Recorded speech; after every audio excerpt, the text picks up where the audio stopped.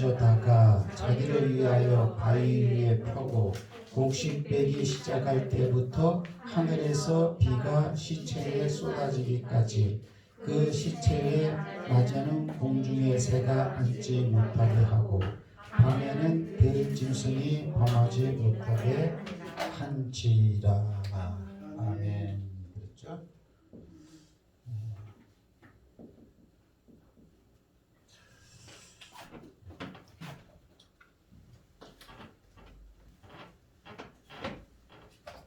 근데 이제 사무엘하 21장 10절 1절 2절이 스바마음 그랬네. 스바마음. 사무엘하 21장은 무슨 내용인가요? 사무엘하 21장은 뭐냐면 다윗이 왕이 되고 난 다음에 3년 동안 가뭄이 들었죠. 제가 몇 번 설교 드린 그런 내용인데 3년 동안 뭐 비가 안 오니까 뭐 아무것도 안 되는 거죠. 이렇게. 그러니까 이제 다윗이 기도하죠. 아버지, 나를 왕으로 세워 놓으시고 이거 뭐 하시는 일이십니까? 그러니까 하나님이 응답하기를 사울이 기브아 사람들한테 잘못했던 과거 일이 있는데 그게 내가 생각할 때는 아주 마음에 안 든다. 그 문제가 해결이 안 됐기 때문에 지금 그 영향으로 내가 지금 가뭄을 3년 동안 때리는 거다. 그 문제를 해결하라. 이제 이렇게 응답하셨죠. 그러면 이제 사울의 죄라는 것이 사울의 죄는 지금 다윗 때니까 다윗의 상대 왕이죠. 사울은 죽었단 말이에요. 죄는 뭐냐면 이거는 기브아 민족을 죽임, 기브아 사람을 죽인 것이 사울의 죄라고 하는 거죠. 그렇죠? 그래서 이제 기브아라는 것은 원래 이스라엘 백성이 아니란 말이에요. 그죠? 멀리 또 과거로 흘러가 버리면 과거로 올라가면은 여호수아 때. 그죠? 여호수아가 어때요? 그게 무슨 성이죠? 우르르 무너진 성. 예? 여리고 성과 그다음에 아이 성 갖다가 무너뜨리고 난 다음에 그다음에 무너뜨려야 할 장소가 기브아죠. 기브아 사람들이 가만히 보니까 이스라엘 백성을 인도하는 저 백성은 하나님이 함께하는데, 야, 이 여리고 성이 굉장히 큰 성인데 저걸 무너뜨리고 또 그 옆에 아이 성도 무너뜨리고 바로 자기 께 온단 말이에요. 그러니까는 기브아 사람들이 어때요? 누더기 옷을 입고 누더기 신발을 신고 곰팡이 난 빵을 짊어지고 몰래 여호수아를 찾아왔죠. 당신들은 누구냐? 그러니까 우리는 옆에 사는 멀리 다른 민족에서 왔습니다. 당신의 민족은 대단하고 하나님이 대단하기 때문에 그걸 우리가 알고 당신들과 화친하러 왔습니다. 이렇게 된 거죠. 동맹을 맺자. 그러니까 여호수아가 좋다 그래서 뜬금없이 그냥 화친을 했어. 화친을 했다는 것은 우리 같이 이제 동맹하며 살자 그런 뜻이죠. 영적으로는 이스라엘 백성이 그러면 그 영역 가운데 당신들을 내가 맞아드리겠습니다. 이런 의미거든요. 근데 그 다음날 딱 싸우러 간데 보니까는 그 사람들이 여기 있는 거야. 이렇게. 저놈들이 속였네. 그러나 어때? 이미 언약을 했기 때문에 죽일 수가 없는 거야. 왜? 자기 백성을 죽이는 꼴이 됐으니까 이렇게. 그래가지고 이스라엘에 편입이 돼갖고 기브아 사람들이 같이 살았죠. 그래서 기브아 사람들한테는 성소에서 나무 패고 또 물도 빚고 그렇죠? 동물을 잡으면 물도 필요하고 또 나무도 필요하잖아요. 그런 허드렛 일을 하는. 그러나 성소에서 하는 일이기 때문에 굉장히 영적으로 축복받는 일을 하게 된 거죠. 그런 민족이었는데 여호수아 이후에 쭉 사울이라는 사람이 나타났는데 사울이 어때요? 가만히 보니까 기브아 저거는 옛날에 우리나라에 편입돼 들어온 이방 민족이야. 그래가지고 민족 우월주의한데 낭만적 민족주의. 누가 지금 그러죠? 아이고 이 사람 대책이 없어. 왕이라면 백성을 잘 살리고 백성이 잘 사나 못 사나 그거를 하고 나라를 잘 보유해야 되고 그것이 왕에게 백성들이 바라는 기본적인 직무거든요. 그렇죠? 자기 백성을 먼저 잘 돌봐야 되는데 이 낭만적 민족주의가 이게 들어온 거예요. 이게 그냥 동포야. 우리 동포. 무조건 동포야. 1순위가 동포야. 동포. 그걸 다 낭만적 민족주의라고 그래요. 우리나라가 난리가 났어. 근데 사울이 그런 낭만적 민족주의예요. 그러니까 어때? 이게 색깔이 틀린 것이 우리나라에 들어와서 우리나라 또 성수에서 저렇게 일을 해? 거룩한 하나님 전에서 죽여버렸단 말이에요.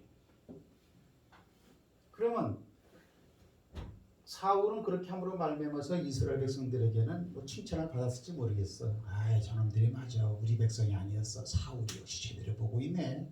이렇게 역사학적으로 백성들한테 칭송을 받았을지는 몰라도 영적인 차원에서 하나님의 입장에서 바라볼 때는 자기 민족 오직인 거예요. 이게. 그러니 그것이 딱 걸린 거죠. 그죠? 사울도 결국은 죽었어요. 그런 문제와 연관돼 갖고 그다음에 좀 다윗이 왕이 됐는데 이 뭐 영부년 3년 동안 기근이다. 3년 기근이라는 거죠. 그러니까 하나님이 응답을 하시죠. 이렇게 사울의 이 문제를 해결을 해야 된다. 그러면 기브와 이 사람들은 의인이죠. 그러면 우리가 민수기서 33장 35절에 보면 뭐예요? 의인을 죽인 자는 의인의 피를 흘리게 한 자는 다시 그 피를 땅으로 쏟아야 그 땅이 품은 저주와 원한이 풀린다. 그런 게 있단 말이에요. 그런 원리가 이렇게 오십니다. 이거는 보면 이제 악인 처리법이라고 할까?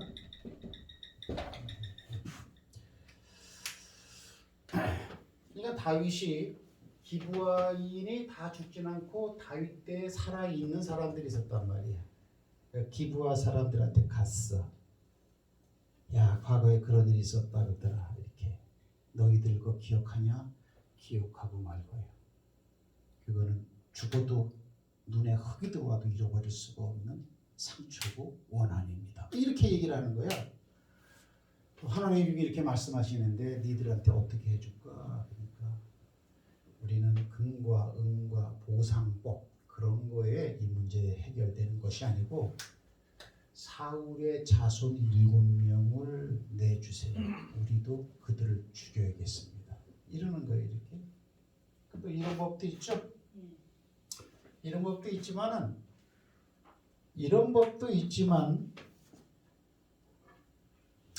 제가 여기다 메모링 해놓는 그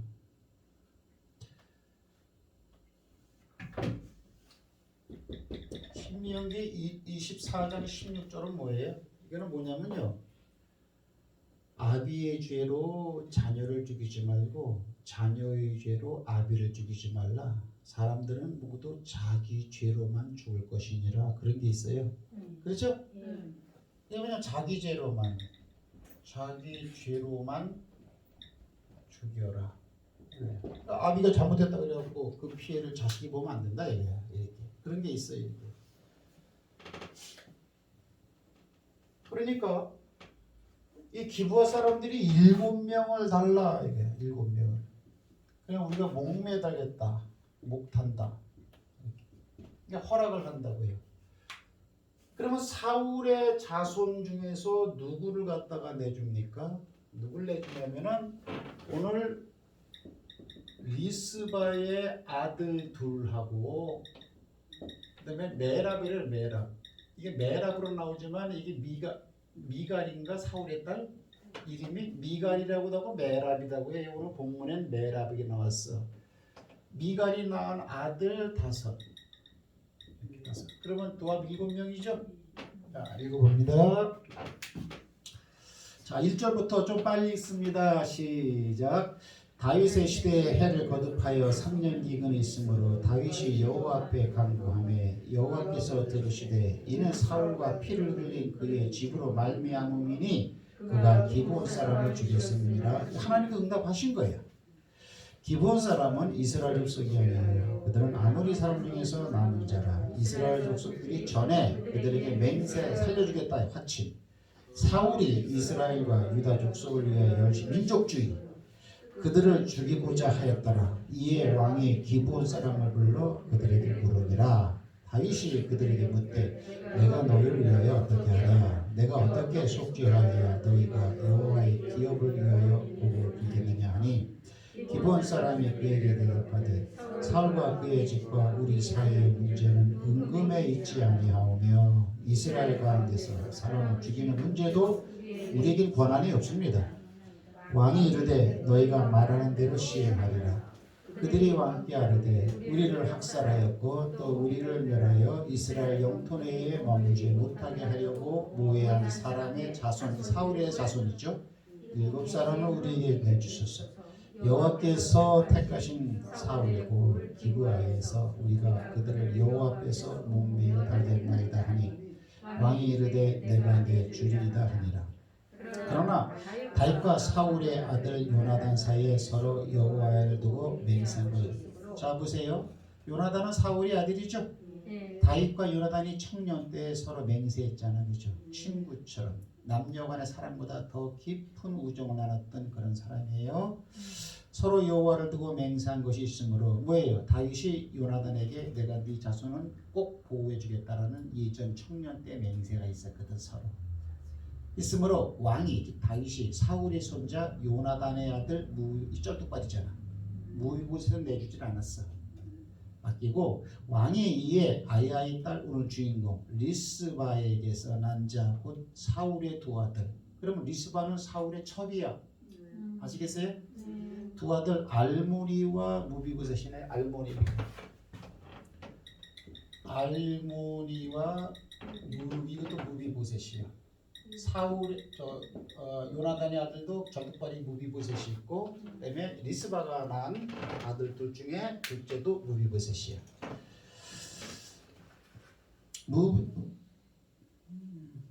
그렇죠. 알모니와 무비보셋과 사울의 딸 그랬죠. 메랍이 미갈이야. 미갈에게서 난 자 곧 무올렛 사람 바르실레 아들 아드리엘이 게 남편 되는 거죠. 아드리엘의 5 아들을 붙잡아 그들을 기브온 사람의 손에 넘기니 기브온 사람이 그들을 산 위에서 여호와 앞에서 목매어 달매 그들 7사람이 동시에 죽으니 죽은 때는 곡식 배는 첫날 4월달이에요. 곡식 배면 이게 아시겠습니까? 이게 여기 맥추절이란 말이야. 곡식 배는 첫날 곧 보리 나오네. 보리를 베기 시작하는 때더라. 10절은 본문이죠. 아야의 딸 리스바가 누구요? 사울의 첩이어서 과거에. 리스바가 붉은 배를 가져 다가 자기를 위하여 바위 위에 펴고 자기도 이제 베옷을 입었겠죠.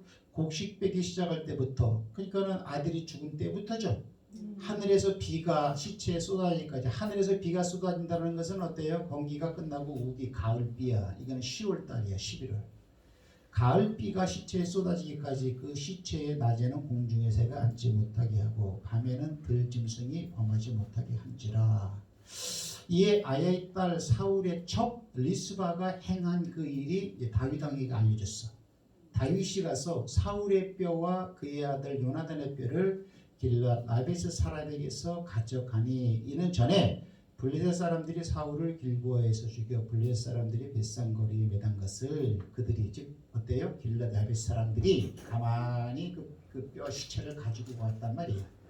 다윗이 그곳에서 사울의 뼈와 그의 아들 요나단의 뼈를 가지고 올라오매 사람들이 그 달려 죽은 자들의 뼈를 거두어다가 사울과 그의 아들 요나단의 뼈와 함께 베냐민 땅 셀라에서 그의 아버지 기스, 사울의 아버지죠. 기스의 묘에 장사하되 모두 왕의 명령을 따라 행하니라. 그 후에야 하나님이 그 땅을 위한 기도를 들어서 비가 내렸다. 이게 되는 거예요. 그렇죠? 한번 잘 보세요. 자, 우리가 이 두 가지로 생각하는데 여기 보세요. 민수기 33장 35절에는 의인의 피를 흘린 자들을 또 처형을 해라. 그러면 그 땅 속함 받는다. 그런 의미로도 오늘 본문을 이해할 수 있죠. 그죠? 그러나 더 중요한 거는 비가 언제 왔느냐? 매어 달았기 때문에 비가 온 게 아니더라라는 거예요. 리스바가 아들 둘을 뺏겼어. 아들 둘을 뺏기고 봐봐요. 그럼 리스바의 입장에서 메랍은 누구예요? 시누이죠. 그죠? 시누이잖아, 시누이. 시누이고 시누이가 미갈이 난 아들 둘이면은 어때요? 시조카인가? 시조카, 조카라고 하잖아. 시조카. 시조카 5과 자기 아들 2명을 갖다가 목매에 다는 것을 보는 거야. 이렇게 보는 거야. 그런데 이 말씀에 의하면은 사울이 잘못된 죄로 아들들이 죽을 필요가 있어 없어? 죽으면 안 되는 거야 이게. 근데 어때요? 또 이런 말도 있죠. 의인의 피를 흘린 자는 그 피를 그 땅에 쏟아야 된다는 그런 말도 있죠. 그러니까 여기서 뭐예요? 리스바의 마음이라 그랬어요, 그렇죠? 리스바의 마음을 첫째 항거하지 않는 거야. 이 저기 뭐야 돗자리 그 배를 깔았다. 붉은 배. 이건 참여하는 거죠, 그죠? 깔고 입고 딱 있는 거예요, 이렇게. 그리고 뭐라고 이제 아무 말도 안 했어, 이렇게. 아무 말도 안 했는데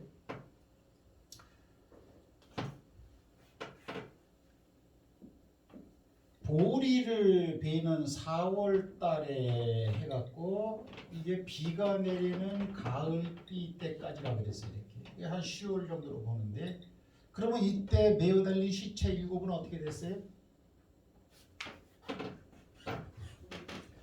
자 13절 다 같이 한번 읽습니다. 시작. 다윗이 그곳에서 사울의 뼈와 그의 아들 요나단의 뼈를 가지고 돌아오매 사람들이 그 달려 죽은 자들의 뼈를 걷어대. 뼈. 그러면 달려 죽은 자들이 뼈로 있는 거죠? 예.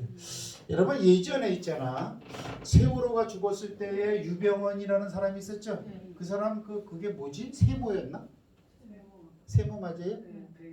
그 사람이 이제 도망 다니는데 잡으러 간단 말이야. 근데 못 잡았죠? 그 유병원이 못 잡았어요. 결국은 이렇게요. 근데 몇 개월 지난 다음에 야산에서 백골 이 해골 상태로 발견됐죠. 무슨 뭐 자풀에서 이렇게 시체가 하나 뼈가 나왔는데 그 DNA를 검사해 보니까 유병원이라고 그러더라고 이렇게. 그 몇 개월 사이로 백골이 돼 버리더라고 이렇게. 실제로 몇 년 전에 있었어 이렇게. 그러면 여기 이 리스바가 보리배기 시작할 때부터 비가 내릴 때까지 그러면 4, 5, 6, 7, 8, 9, 10 하나 둘 셋 넷 다섯 여섯 7개월 동안 베일을 깔고 거기서 무슨 마음인지는 모르지만은 시체들을 위해서 낮에는 까마귀 같은 독수리 같은 것들이 쪼아먹지 못하게 막 막고 밤에는 또 들짐승들이 또 물러오는 걸 또 막고 이렇게 지키고 있다라는 거예요. 그거를 갖다가 7개월 만에 그 소식이 다윗 왕의 귀에 들렸어. 리스바 어머니가 그런다고? 그러니까 다윗이 아는 거야. 그죠? 사실은 리스바 입장에서는 첩이지만 사울이 남편이죠. 그죠? 근데 남편의 시체가 어떻게 돼 있어요? 블레셋과의 싸움에서 벳산 성벽에서 죽었다고 요나단도 죽고 그 벳산 성벽에다가 블레셋 사람들이 이 벽에다가 그 사람을 박아놨어요 이렇게. 그러니까 길앗 그 야베스 사람들이 몰래 와서 그 시체를 갖다가 그 부자의 그런 시체를 갖다가 훔쳐갖고 갖다 놓은 거를 그죠? 지금 세월이 많이 지났는데 다윗이 생각하는 게 있는 거야. 이 여인의 마음을 헤아리는 거야. 남편이 죽었는데 시체를 수습하지도 못하고 길르앗 야베스 사람의 그 땅에 이렇게 그냥 이렇게 끌려가갖고 어디 있는지도 모르고 근데 그걸 수습해다가 갖다 주고 그죠? 그 다음에 또 뭐예요? 여기 걸려있는 그 뼈대 그걸 다 거두어다가 어때요? 그 할아버지의 묘 아버지의 묘 기스의 묘에 합장을 딱 하니까 그제서야 기도가 들어졌다라는 거야. 비가 내렸다라는 그런 사실이에요. 그럼 여기서 리스바의 마음은 뭐예요? 여기서 항거할 수도 있죠. 투쟁할 수도 있죠. 그러나 하나님의 말씀에 또 이런 것도 있죠. 그죠? 그 어때요? 나는 그러는 거야 이렇게. 억울하지만 전후 좌우를 보면은 한이 많이 쌓인 여인이란 말이야 이게. 근데도 약자로서 아무 말도 못하고 지나오다가 결국은 자기 아들 둘까지도 이런 일로 인해 갖고 자기 보는 앞에서 목매어 달리고 시동생들도 그렇게 목매어 달리고 자기 남편은 그렇게 가 있고 그걸 헤아릴 수가 없는 거야. 이게 기쁘고 즐거운 마음은 절대 아니다. 그건 맞단 말이지. 그러면 그 리스바가 무슨 생각을 가지고 있었을까? 하나님의 긍휼을 바라고 이렇게 지금 저주를 가문이 받는 것 같은 것은 하나님의 약속 따라서 될 수밖에 없는 이런 상황이었구나. 그래서 내 감정을 누르고 하나님의 말씀을 따라가는 거죠. 그러면서도 자기주의로 사람이 주는 건데 왜 우리 아들이 죽어야 되나? 거기다 한탄도 있죠. 그죠? 이 리스바의 마음이 뭐예요? 요걸 여러분 딱 보면 예수 마음이야. 요게 정확히 예수 마음이라. 요한복음 10장을 바라보면요, 예수 그리스도께서 겟세마네 동산에서 돌아간 직전에 바로 이 리스바의 마음을 그랬어요. 아버지여, 할 수 있다면 이 잔을 내게서 옮겨가게 하옵소서. 다만 아버지 뜻대로 되기를 원합니다. 이런 말이에요. 어버이날 어머니의 사랑 이렇게 이제 접근에 들어가도 이제 좋은 거지만은 그것 이전에 어때요?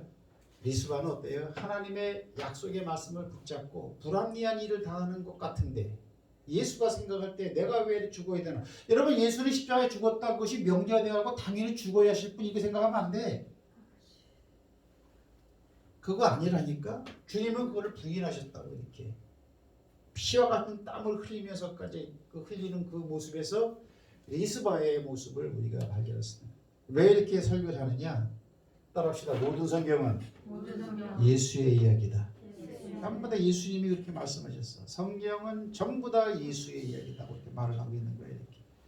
그래 피와 같은 땀을 흘렸다라는 말은 없지만 그런 마음 이상이지 않겠어요? 이렇게 자기 아들이 또 걸려있는 걸 봐봐. 시동생들이 또 시조카들이 걸려있는 걸 봐봐. 이렇게 그 바위 그 밑에 이렇게 탁 깔고 7개월 동안 그러나 순종하는 거예요. 그걸 받아들이는 거예요. 예수님의 이 순종과 받아들임이 있기 때문에 오늘 여러분들이 이 자리에 와 있고 서로 만나고 저도 만날 수 있는 거예요. 그래서 하나님의 사랑이 이렇게 나타났다 뭐예요? 우리가 아직 죄인 되었을 때에 하나님을 알지도 못하는 우리에게 자기의 독생자 아들을 이 땅에 보내 죽인 것, 그것이 하나님의 사랑이다. 이렇게 말하고 있는 거예요. 요한서는. 그럼 리스바는 뭐냐? 이건 이제 성경에 없는 거예요. 내가 추론하는 거예요. 젖을 먹은 사람이다. 여기서 말하는 젖이라는 것은 베드로전서 2장에 나오는 건데, 너희는 어린 갓난 아이처럼 신령한 젖을 사모하라 그랬죠. 여러분 따라합시다. 젖은 반찬이 필요 없다. 젖은 있잖아요. 국도 필요 없어. 젖은 무슨 뭐 양념도 필요 없고요. 젖 자체에 모든 게 다 들어가 있어. 잘하는데 이 하나님의 말씀에 다르게 하나님 말씀만 필요해요. 내 신앙을 성장시키고 못 시키고 하는데 이 말씀을 갖다 더 맛있게 하기 위해 어떤 다른 것이 필요치 않아요. 이렇게 진짜 이 잘해요. 아무 이상이 없어요. 지금 사실은 큰 차원에서 볼 때는 이게 다 젖이죠. 젖죠. 그럼 우리가 예수 그리스도를 본받자, 예수의 마음을 가지자라고 했다면은 우리가 리스바의 마음을 우리가 알 수 있는 거죠.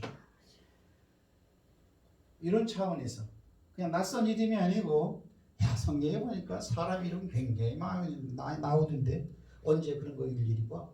이럴 계제가 아니다라는 거죠. 첩으로 태어나서, 사실은 여러분들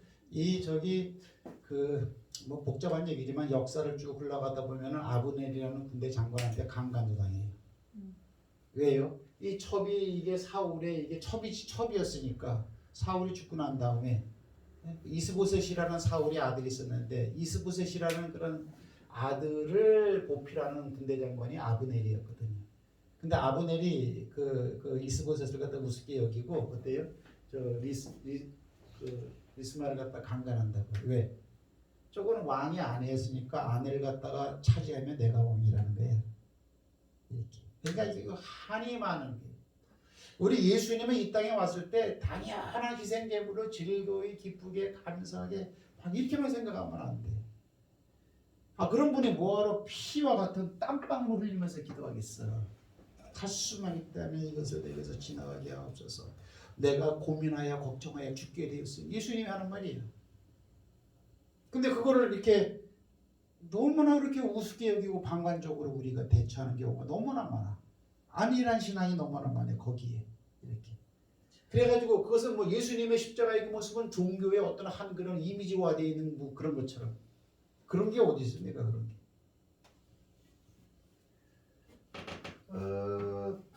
여러분들 더 묵상해 보세요. 묵상해 보세요.